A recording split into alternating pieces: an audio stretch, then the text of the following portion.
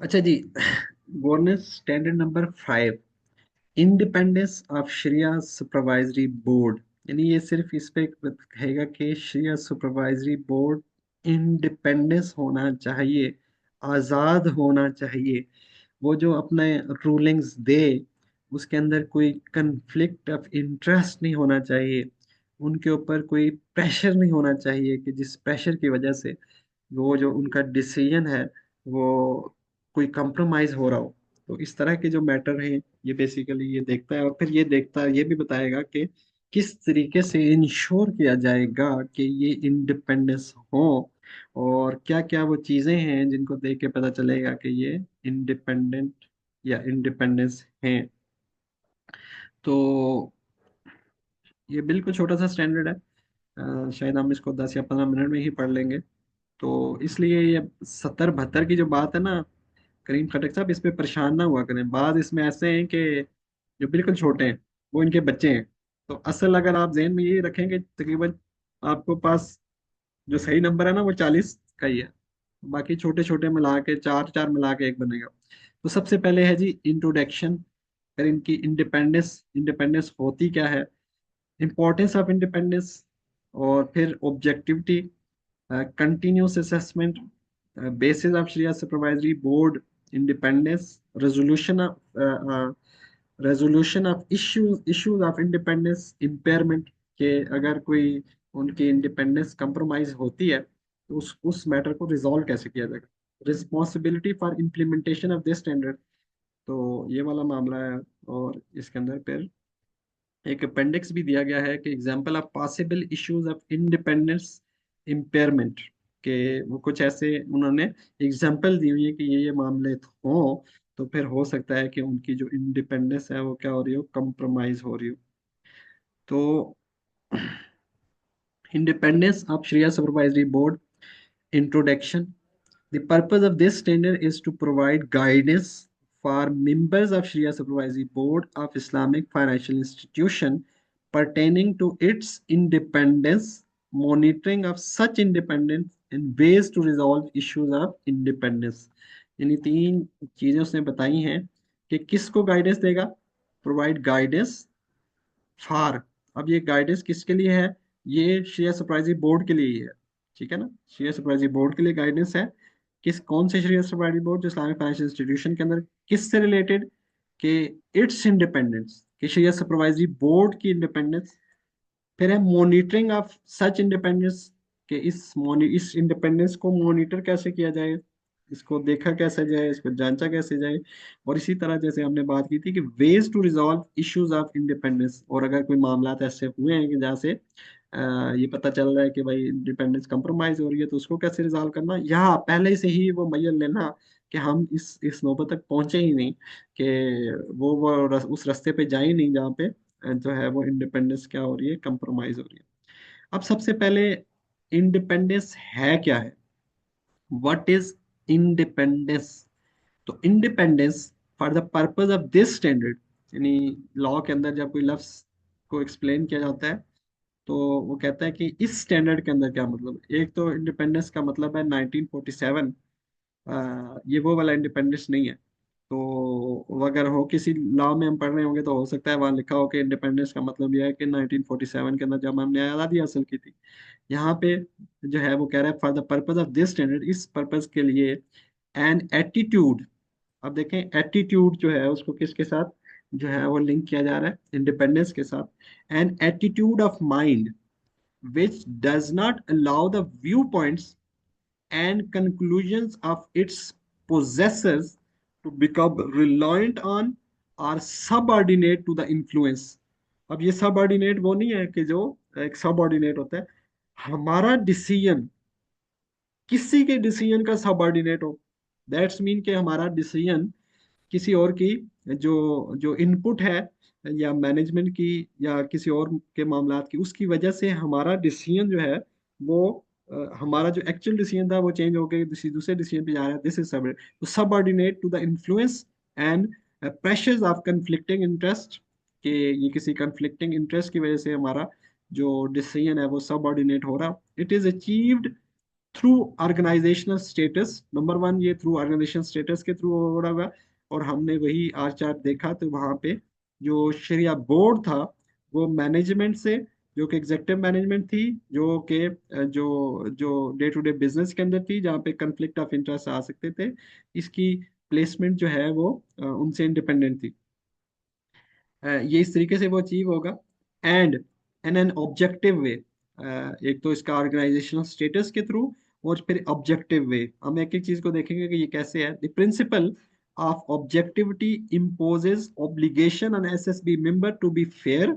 ये ऑब्जेक्टिविटी के बारे में बता रहा है कि भाई वो फेयर हो, इंटेलेक्चुअली हॉनेस्ट हो, ठीक है, और free of conflict of interest हो, वो न्यूट्रल हो। तो इस लिहाज से ये है। हम इसको देखते हैं इंडिपेंडेंस को यहाँ आके कि independence of Shariah supervisory board का क्या है। कुछ नोट्स के ऊपर हम शिफ्ट होते हैं कि असल में इस शेयर स्टैंडर्ड के अंदर एक ही लफ्ज है इंडिपेंडेंस, हम उसको समझ लेंगे तो मामला क्लियर हो जाएगा। कि independence of Shariah supervisory board refer to the state of mind and organization structure that allow member of the Sharia Supervisory Board to function without being influenced by external pressures, conflict of interest or personal gain। यानी आपके जो decision हैं वो influence ना हो रहे हो external pressure की वजह से। एक्सटर्नल प्रेशर का मतलब ये है कि शरिया बोर्ड से बाहर के लोग, या इवन शरिया बोर्ड के अंदर भी आपका जो जो जो व्यू है वो आपका व्यू हो, किसी और की प्रेशर की वजह से नहीं। तो एक्सटर्नल प्रेशर का मतलब आपसे बाहर के लोग का मतलब है कि ये नहीं कि ऑर्गेनाइजेशन से बाहर, या ये नहीं कि बोर्ड से बाहर। यानी ब्रॉडर वे में तो फिर वो सारी जगह जाएंगे, लेकिन अगर आप इसको बिल्कुल कन्फाइन करके इसको पूछेंगे इसका मतलब क्या है कि एक्सटर्नल प्रेशर को, भाई जो मेरे जो मेरा माइंड है या जो मेरे व्यू पॉइंट है उसको किसी भी और दूसरी पार्टी जब उसके ऊपर इन्फ्लुएंस होगी तो वो एक्सटर्नल प्रेशर होगा। चाहे वो शरिया बोर्ड के विदन हो, या जो है वो मैनेजमेंट के अंदर हो, या इवन ऑर्गेनाइजेशन से बाहर हो, रेगुलेटर हो, मेरी कोई रिलेटेड या किसी तरह से मेरा उस बिजनेस के अंदर ओवरऑल इंटरेस्ट है, किसी भी लिहाज से हो, तो ये क्या होगा, इसको इन्फ्लुएंस समझा जाएगा, फिर इंडिपेंडेंस नहीं होगी। कि कन्फ्लिक्ट ऑफ इंटरेस्ट है और पर्सनल गेन। यानी जो इंडिपेंडेंस है वो इस सिर्फ इससे नहीं आती कि मुझे जो है मुझे इंस्ट्रक्ट करने वाला कोई ना हो, मुझे गवर्न करने वाला कोई ना हो, मुझे प्रेशराइज करने वाला कोई ना हो, नहीं, इससे तो है। लेकिन बाज दफा आपका कंफ्लिक्ट ऑफ इंटरेस्ट आता है, आपका कोई अपना फायदा और नुकसान होता है कि यार मैंने इस जो गलत काम हो रहा है इसको गलत कह दिया तो मेरा ये नुकसान हो जाएगा, मेरा नुकसान हो जाएगा, मुझे नौकरी से निकाल दिया जाएगा।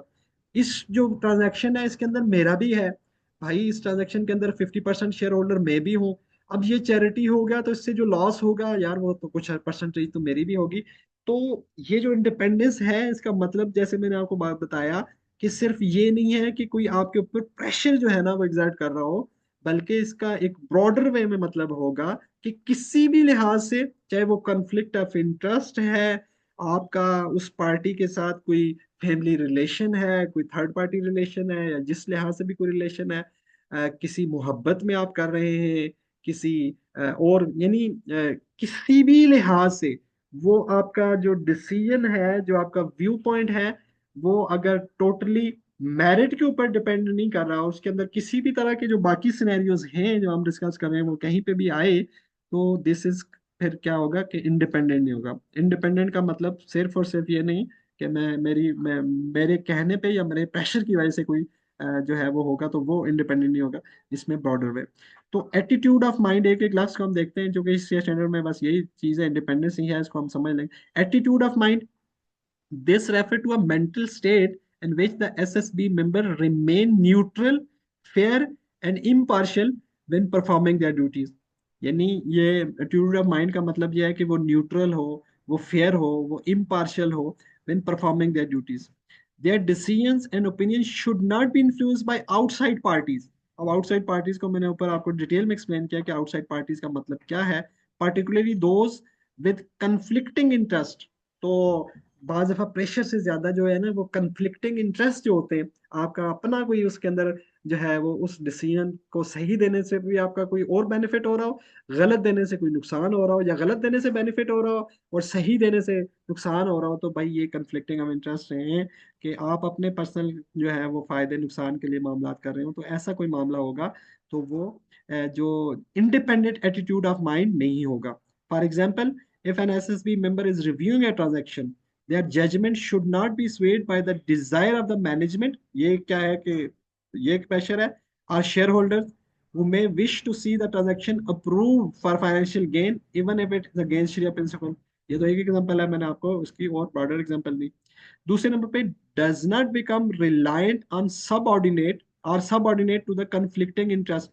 ये जो बात हमने ऊपर की थी सबऑर्डिनेट वाला मामला, the independence of SSB means that its members should not depend on or feel obliged to align their viewpoints with external parties who have conflicting interest। भाई मैं जो है ना इस चीज का जो है या फील ऑब्लाइज्ड क्यों करूं कि मेरे जो व्यू पॉइंट्स हों वो दूसरी पार्टीज के साथ अलाइन हो। मेरे व्यू पॉइंट होने चाहिए, उसको पसंद आ रहे हैं या नहीं आ रहे, उसके बेनिफिट में है या नहीं है, मेरे बेनिफिट में है या नहीं है।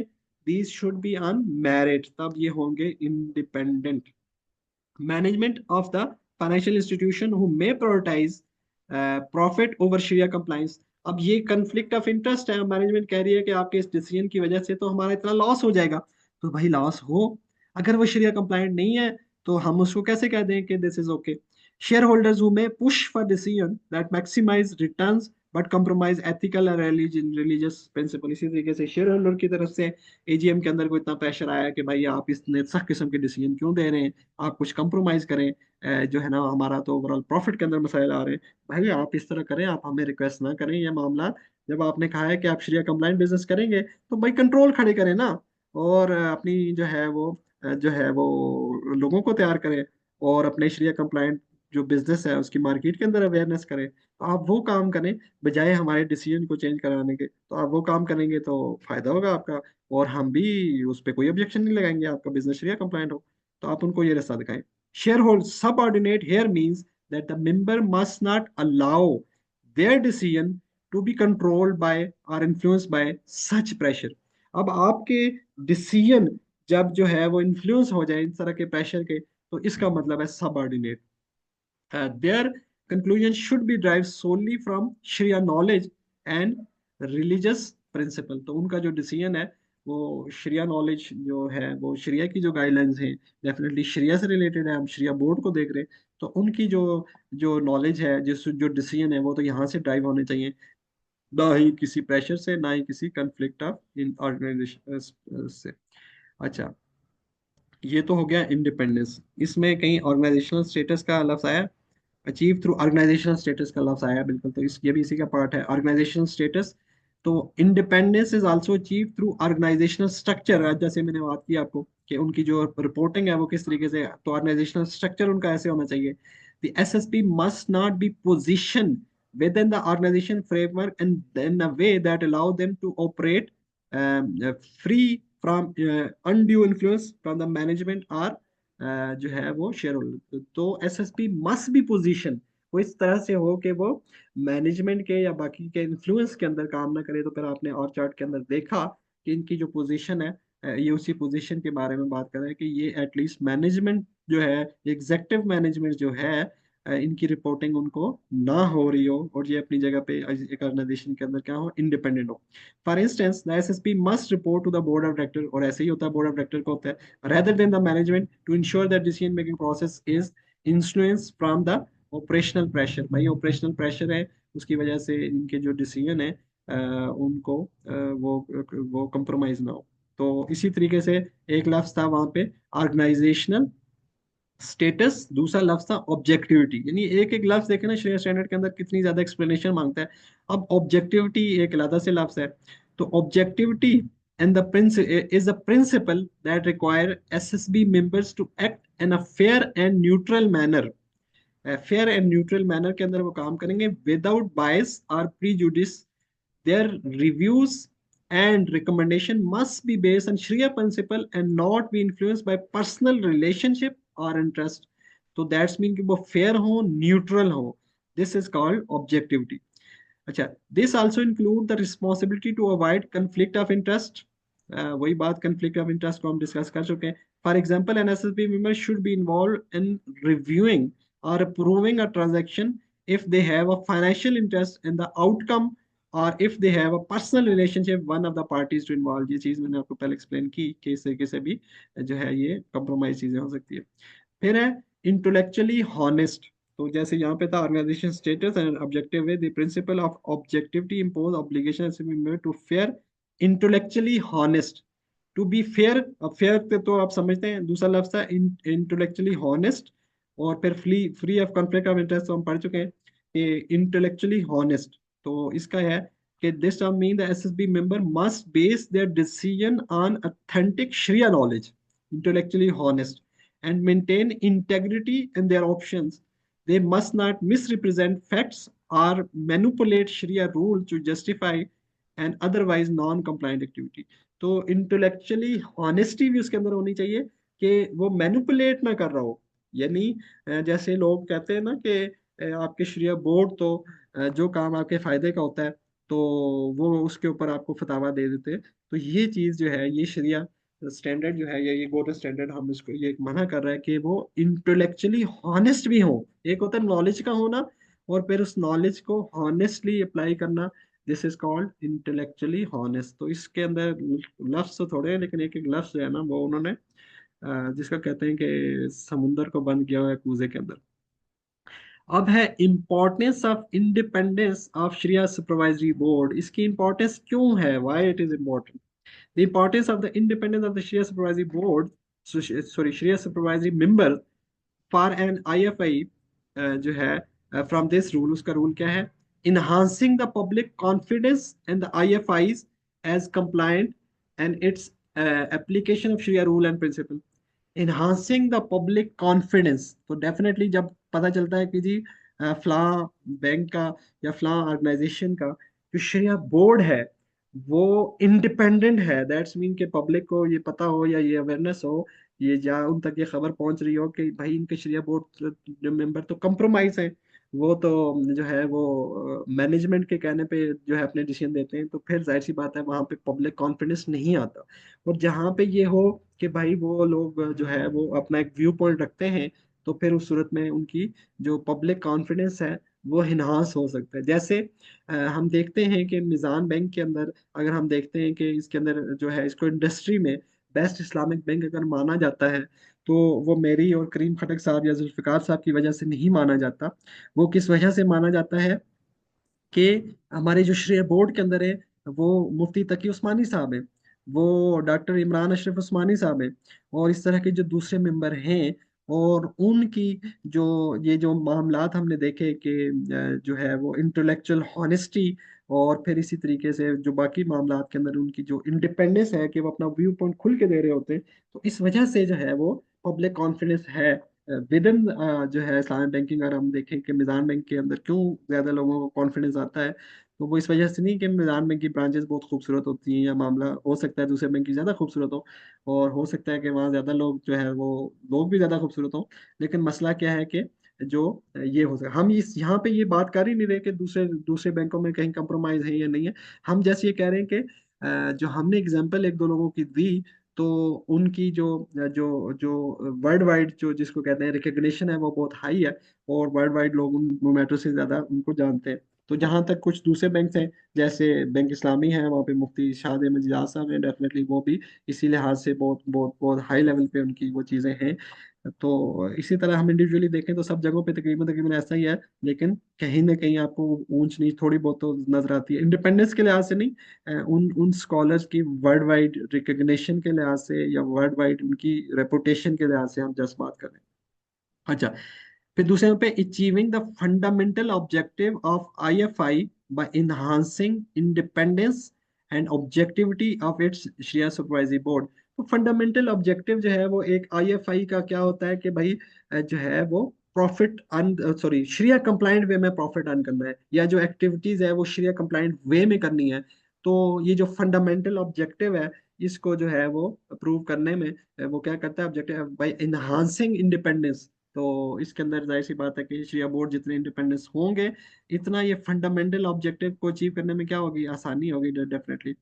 SSB member have a responsibility to the public who rely on the services provided by them। हम अक्सर जो बात करते हैं कि भाई मुझ पे तो आप यकीन ना करें, आप जुल्फिकार साहब पे यकीन ना करें, हम कस्टमर को कहते हैं भाई हमारे पास ये फतावाज मौजूद हैं और ये इन स्कॉलर्स के मौजूद हैं, तो फिर वो जो लोग होते हैं वो भी शायद मेरी बात पे कम, और वो जी जो बैकएंड पे जो शरिया बोर्ड्स के लोग होते हैं, इनकी जो है फतावाज और बाकी जो मामलात हैं, इनकी जो रूलिंग्स हैं उसकी बेस पे वो हमारे साथ आके क्या कर रहे होते हैं, वो इन्वेस्टमेंट कर रहे होते हैं।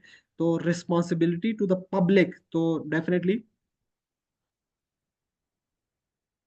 तो डेफिनेटली ये जो है उसकी उसकी बात हो रही है। मेरी आवाज आ रही है? जी आ रही है। जी सर, आ रही है आवाज। आ मुझे रही कोई है सर। मुझे कोई मैसेज एक आया था, मैंने थोड़ा सा परेशान हुआ, मैंने कहा क्या हुआ। अच्छा, responsibility to the public who rely on the services provided by that require independence. अब जाहिर सी बात है कि वो पब्लिक जो है, अगर उसको पता हो कि यार ये तो फतावाज तो इशू हुए हैं लेकिन ये किसी प्रेशर में इशू है, तो फिर तो वो पब्लिक जो है वो डेफिनेटली वो नंबर वन तो वो आएगी नहीं, या उसका वो ट्रस्ट लेवल नहीं होगा। तो इसलिए ये रिस्पॉन्सिबिलिटी को फुलफिल करने के लिए भी इनका इंडिपेंडेंट होना बहुत जरूरी। पब्लिक इंक्लूड्स, अब पब्लिक है कौन भाई, वो कह रहा है क्लाइंट्स हैं और क्रेडिट ग्रांटर्स हैं, गवर्नमेंट्स हैं, एम्प्लॉयर्स हैं, एम्प्लॉइज हैं, इन्वेस्टर्स हैं, and other who rely on the objectivity and integrity of the SSP member to ensure Sharia compliance with regards to the activity. Being an employee भी that definitely जब हम किसी financial institution के अंदर जा रहे होते हैं या काम कर रहे होते हैं, तो हम डेफिनेटली देखते हैं कि भाई शरिया बोर्ड्स के अंदर कौन लोग हैं, और उसके अंदर हम किसी न किसी तरीके से ये चीज़ें देख रहे होते हैं। तो ये सब लोग जो है वो, इनका इंटरेस्ट जुड़ा हुआ है किसके साथ, शरिया बोर्ड्स के साथ। अब अगर शरिया बोर्ड के ऊपर ये ट्रस्ट करके बैठे हुए हैं मैं और आप सब, और अगर वहाँ पे इंडिपेंडेंस नहीं हो और वहाँ चीज़ें कंप्रोमाइज हो रही हो, तो इसका बार डेफिनेटली किसके ऊपर जाएगा, शरिया बोर्ड्स मेंबर के ऊपर जाएगा। तो इसलिए इनका इंडिपेंडेंट होना क्या है, बहुत ज़्यादा ज़रूरी है। ऑब्जेक्टिविटी, अब ऑब्जेक्टिविटी को हम पीछे डिफाइन तो करके आए थे, यहाँ ये स्टैंडर्ड उसको फिर अपडेट कर रहा है। Objectivity is an independent mental attitude which SSB members should maintain and perform Sharia supervision। Independent mental attitude, जैसे वो हमने देखा कि किसी भी कंफ्लिक्ट ऑफ इंटरेस्ट या बाकी मामलात के साथ जुड़ के वो कंप्रोमाइज ना हो रहा हो। SSB members are not to subordinate their judgement on sharia supervision matter to that of others. ये चीज भी हमने पढ़ के आए कि सबऑर्डिनेशन क्या थी। Objectivity require SSB to perform Sharia supervision in such a manner that they have a honest belief in their work। भाई हॉनेस्ट बिलीफ एक होता है बिलीफ, एक होता है हॉनेस्ट बिलीफ, कि वो उनको अपने काम के ऊपर एक हॉनेस्ट बिलीफ होना चाहिए कि वो जो रूलिंग दे रहे हैं वो किसकी गाइडलाइंस के अंदर है, कुरान एंड सुन्ना की। SSB should avoid potential and actual situation that impair their ability to make objective professional judgements. तो वो इन चीजों को क्या करें, पोटेंशियल और एक्चुअल सिचुएशन जहाँ पे कंफ्लिक्ट ऑफ इंटरेस्ट है, चाहे वो पोटेंशियल है या एक्चुअल है, तो दोनों को वो क्या करेंगे, इससे बचने की कोशिश करेंगे या बचेंगे। SSB member should not be an employ of the same IFI. तो ये आपको एमसीक्यू के अंदर आ सकता है भाई, इसको नोट कर लें कि वो तो ये बेसिक बात है। तो लेकिन यहाँ से बन सकता है भाई कि ट्रू फॉल्स के अंदर आ सकता है ये कि SSP member should not be an employ. जो जो एम्प्लॉय है इसको क्यों लिखा गया कि भाई ये जब एम्प्लॉय होगा तो कंफ्लिक्ट ऑफ इंटरेस्ट तो आएगा, तो इस वजह से है कि ये एम्प्लॉय नहीं होगा। तो शरिया बोर्ड्स के जो मेंबर्स होते हैं वो बैंक के एम्प्लॉय नहीं होते। SSB and its member should not B involve in any manner with regard to managerial decision and operational responsibility of the IFI। तो ये चीज भी क्लियर है कि भाई वो तो जो है चार्ट के अंदर भी कहाँ पे थे, जो लोग जो है डे टू डे डिसीजन या जिसको ऑपरेशनल रिस्पॉन्सिबिलिटीज है या जिसको फंक्शनल रिस्पॉन्सिबिलिटीज हैं, दैट्स मीन के जो जो फाइनेंशियल मैटर को बेसिकली एग्जीक्यूट कर रहे हैं, ट्रांजेक्शन्स कर रहे हैं, उसके अंदर तो ये इनका कोई रोल नहीं होना चाहिए। ये इनका मामला सिर्फ ये हो कि ये डिसीजंस दे रहे हो कि किसी के मामले के सही या गलत होने के ऊपर ये खुद कोई भी अमल परफॉर्म ना कर रहे हो।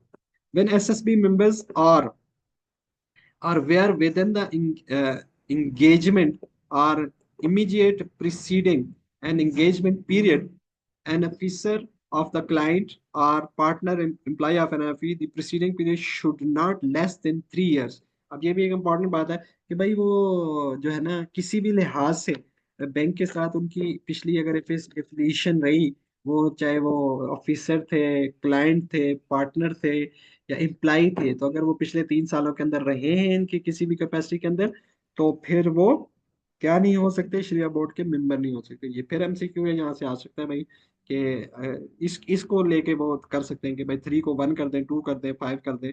तो इसको 3 को आपने याद रखना है। और ये बड़ा एक ऐसा क्वेश्चन है कि ये भूल जाता है अक्सर कि भाई साल कितने थे, तो इसलिए इसको फ्रेम करा लें ताकि ये गलती ना हो। तो चूंकि ये थोड़ा सा ना इसमें यहाँ पे रटलाइजेशन आ जाती है थोड़ी सी, तो समझ लेंगे तो असल में ना कहीं और पे भी ये रिक्वायरमेंट आ रही होती है टेन्योर की, तो वहाँ मिक्स कर जाते हैं शायद।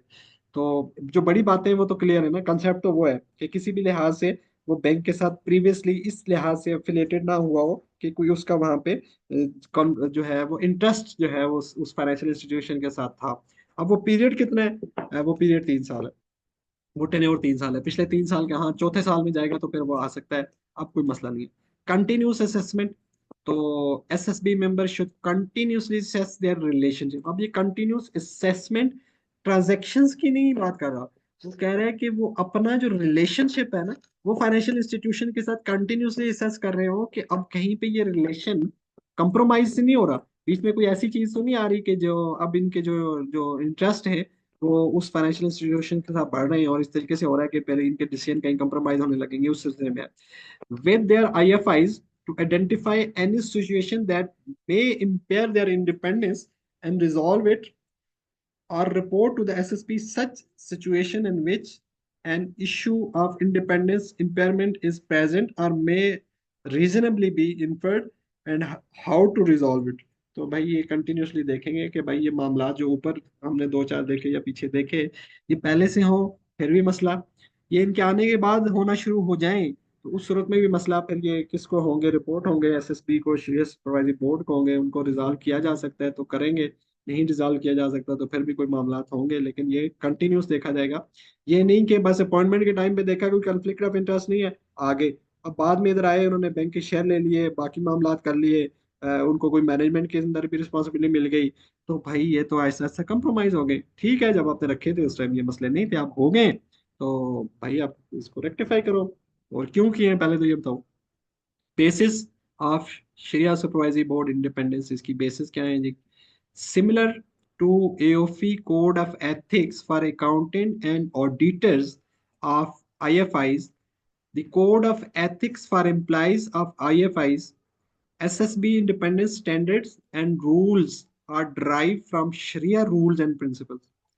तो वो कह रहा है कि जो इंडिपेंडेंस है ना शरिया बोर्ड के, इसके लिए कोई अलग से स्टैंडर्ड तो इशू नहीं हुए, लेकिन जिस तरीके से कोड ऑफ एथिक्स अकाउंटेंट के लिए है, कोड ऑफ एथिक्स एम्प्लॉयज के लिए है, तो इसी तरीके से जो शरिया सुपरवाइजरी बोर्ड की जो इंडिपेंडेंस के रूल्स हैं वो derive from sharia rules and principle. तो शरिया रूल्स एंड प्रिंसिपल्स के अंदर से ड्राइव होंगे, जहाँ पे हमें शरिया के अंदर डेफिनेटली गाइडेंस मिलती हैं कि कॉन्फ्लिक्ट ऑफ इंटरेस्ट है, फिर इसी तरह से जो हॉनेस्टी है, फिर इस तरह से जो बाकी है कि किसी मामले में कंप्रोमाइज नहीं करना, कि जहाँ पे गवाही वाले मामला आते हैं कि मामला गलत हो या सही हो, आपने किस तरफ जाना है, इर्रिस्पेक्टिव ये सोचे कि मेरा क्या नुकसान है, मेरा क्या फायदा है। तो ये सारी चीजें डेफिनेटली शरिया की गाइडलाइंस के अंदर हैं। और कुछ ना कुछ ये चीजें फिर कोड ऑफ एथिक्स अकाउंटेंट के अंदर दी गई हैं, एम्प्लॉयज के अंदर दी गई हैं, और इसी तरीके से ये दी गई है। लेकिन यहाँ पे इसने ब्रॉडर बात की कि भाई शरिया रूल एंड प्रिंसिपल, तो वो तो फिर बहुत, वो तो लंबे हैं। हमारे मुफ्तियान जानते हैं कि उसके अंदर तो इन मामलात के अंदर बड़ी डिटेल जो है वो गाइडलाइंस मौजूद है, इवन कुरान मजीद की आयात मौजूद है और हदीस मौजूद है और फिर डिफरेंट वाकयात मौजूद है। तो accordingly this standard should read in conjunction with these two codes. अब 2 कोड्स तो उसने बताए हैं, code of ethics for accountants और code of ethics for employees, तो इन दो के साथ ये मिलके पढ़ा जाएगा। लेकिन उसने जो ब्रॉडर बात की थी वो शरिया रूल्स एंड प्रिंसिपल की बात की थी, तो उसमें से हो सकता है कि कुछ चीज इनके कोड ऑफ एथिक्स में हो, कुछ ना हो। अच्छा, resolution of issues of independence impairment, कि भाई अगर इंडिपेंडेंस के ऊपर कोई सवालिया निशान आया तो उसका हल क्या होगा फिर।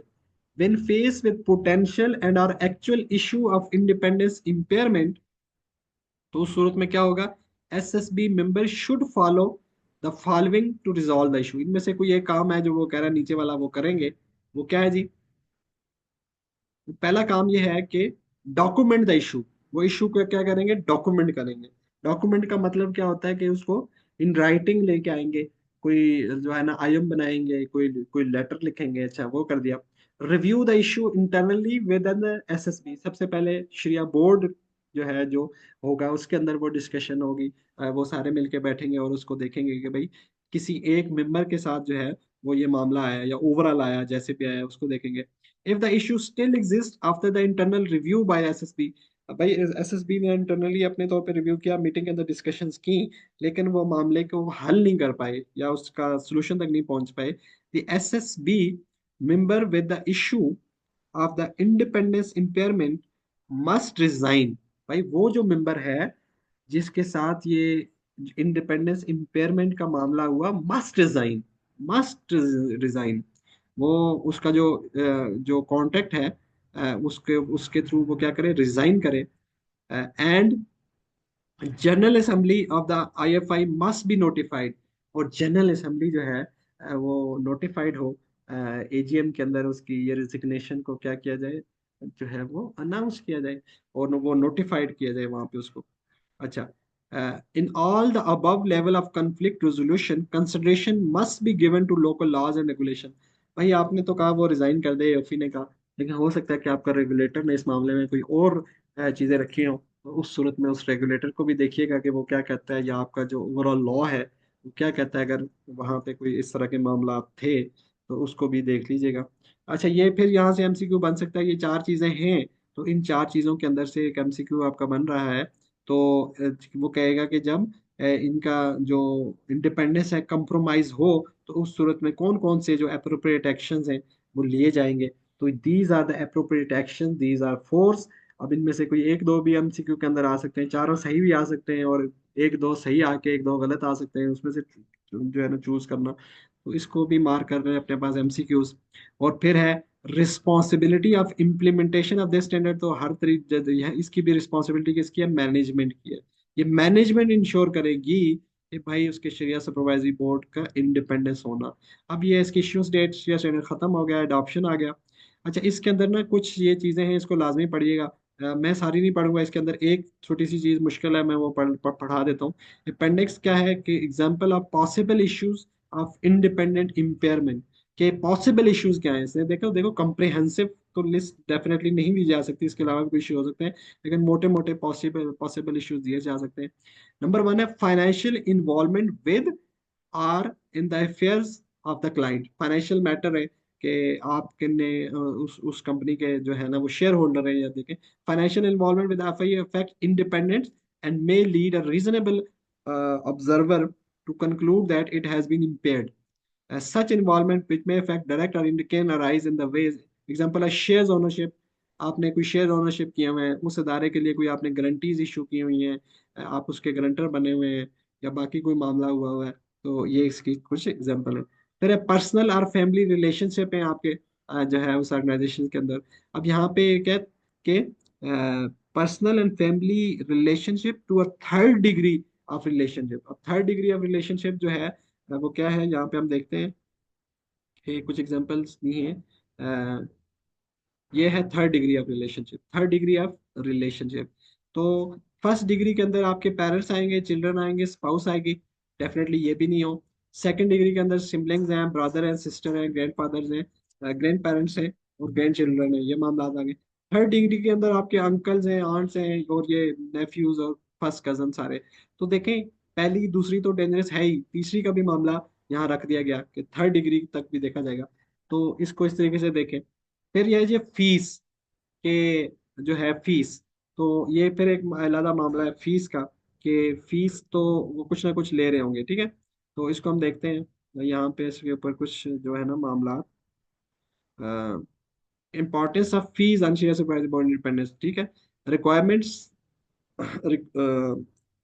यहाँ पे देखते हैं, when the receipt of recurring fees from an IFI or group of connected IFIs represent a large proportion of the total gross fees of SSB member, the independence on that IFI or group of IFIs should inevitably come under scrutiny and could raise doubts as to independence. Additionally, when there is a large proportion of unpaid fees for prior periods, this could be seen an impairment of independence. अब इसमें दो बातें की हैं। उसने कहा कि एक ही इदारे से जो उसकी ओवरऑल इनकम है वो अगर बहुत ज्यादा हाई है, उसकी तरफ उसका इम्पेयरमेंट हो सकता है। और एक इसी तरह एक ऐसा इदारा जिसने जिसने उसके बहुत सारे पैसे जो है ना प्रीवियस फीस के ड्यू हैं, तो वो नहीं दिए, तो यहाँ पे वो कोई डिसीजन ऐसा देता है जो उस इदारे को पसंद नहीं आता, तो हो सकता है कि उसको ड्यूज क्या हो जाए, फंस जाए। तो इस लिहाज से वो कह रहा है कि यहाँ पे ये नहीं सीधा सीधा कह रहा है कि भाई उसकी जो है ना वो इंडिपेंडेंस इम्पेयर हो गई है, लेकिन वो कह रहा है कि यहाँ पे कुछ क्वेश्चन या थोड़ा बहुत डाउट वाला मामला हो सकता है। तो इसका यहाँ पे मैंने कुछ ये चीजें लिखी हैं, मैं ये शेयर कर देता हूँ, आप खुद पढ़िएगा, बेसिक चीजें हैं। तो इस तरीके से ये मामला है। तो इसी लिहाज से देखें, फिर आप ये देखते हैं नॉर्मली कि जो श्रिया बोर्ड मेंबर होते हैं वो किसी एक बैंक के साथ नॉर्मली नहीं होते, वो दो या तीन बैंक के साथ होते हैं। और जो है इसको फिर रेगुलेटर भी अलाउ करता है आपका जो है वो जिसको कहते हैं श्रेया गोनस फ्रेमवर्क के अंदर भी इसका क्राइटेरिया मौजूद है। अभी श्रेया गोनस फ्रेमवर्क जो है वो रिवाइज भी हो रहा है, और इसी लिहाज से जो है बाकी मामला भी होते हैं। तो ये इस तरह की बातें हैं, बेसिक बातें हैं, इसमें कोई ऐसी बात नहीं है।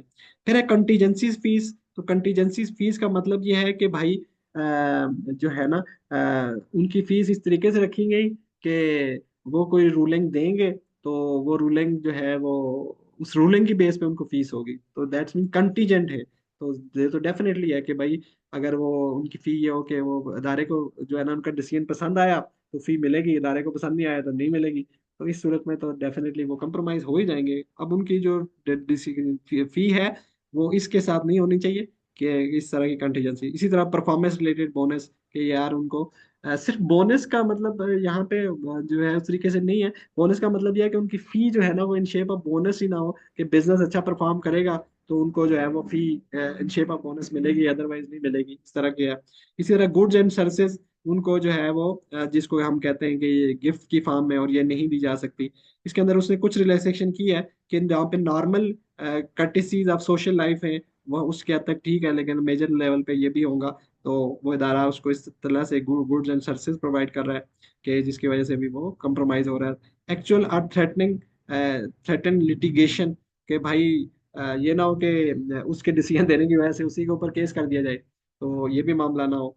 लॉन्ग एसोसिएशन ऑफ एसएसबीज विद आईएफआई, बहुत ज्यादा लॉन्ग एसोसिएशन ना हो इसमें, फिर कुछ पीरियड यहाँ पे देखा गया है कि for now, the constitution of the same SSB member on Sharia's supervision engagement over a prolonged period of time may pose a threat to the independence. अच्छा, ये long association of Shariah supervisory boards है, ये एक individual की बात नहीं हो रही, ठीक है। The continuation of same SSB member, ये नीचे तो खैर मेंबर की बात हो रही है, लेकिन ये इसी स्टेटमेंट के अंदर ना कहीं लिंक करेगा शिया बोर्ड के साथ ही। अच्छा, यहाँ पे देखें आप, SSB member should take step to ensure that independence and objectivity are maintain on the engagement. तो बेशक वो लॉन्ग हो, लेकिन वो क्या करेगा, इंश्योर करेगा कि उसकी वो एंगेजमेंट जो है वो उसके अंदर इंडिपेंडेंट जो है वो एंगेज है। There is a concern that a long involvement by an SSP member with a client could lead to close relationship। अब ये कह रहा है कि there is a concern, बस ये concern है, could lead कर सकता है relationship which could perceive to be threatened to the independence and objectivity, जिसको के perceive किया जा सकता है।